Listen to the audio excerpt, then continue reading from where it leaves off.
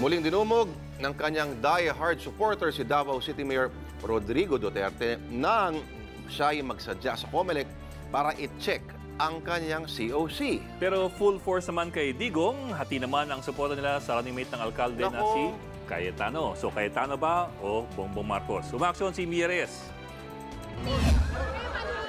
Para kumpirmahin ang pagtakbo niya sa pagkapangulo sa 2016, personal na nagtungo sa COMELEC si Davao City Mayor Rodrigo Duterte. Tanungin ko lang sila kung okay ba yung papeles ko, dokumento ko. Kasi pag hindi, sabi ko, DQ na lang ninyo ako. Ayon sa alkalde, baliwala sa kanya kung ma-disqualify siya. I will not lose sleep because I'm not the president. Nasabi ko sa inyo, hindi ako mamamatay pag hindi ako presidente. Matatanda ang kinwestiyon ng isang Ruben Castor ang pagpalit ni Duterte kay Martin Dino bilang standard bearer ng PDP laban. COC raw kasi sa pagkaalkalde ang inihain ni Dino. Sa Disyembre 16, didinggin ang petisyon. May komento rin ng alkalde sa pangamba ng grupong Amnesty International na baka maibalik ang death penalty sakaling manalo si Duterte. 700 na, pinatay ko. Nagkulang ho sila sa kwenta. Medyo mga 1,700.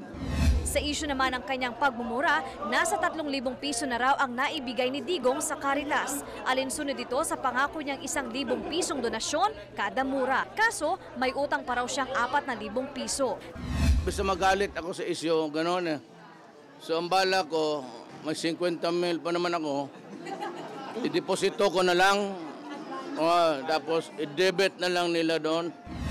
Nag-abang sa COMELEC ang mga supporter ng alkalde. Kaso, tila hati sila sa susuportahang running mate ni Duterte. May pabor kay Senator Alan Peter Cayetano at may gusto kay Senator Bongbong Marcos. Di napigilan ni Cayetano na maglabas ng sama ng loob.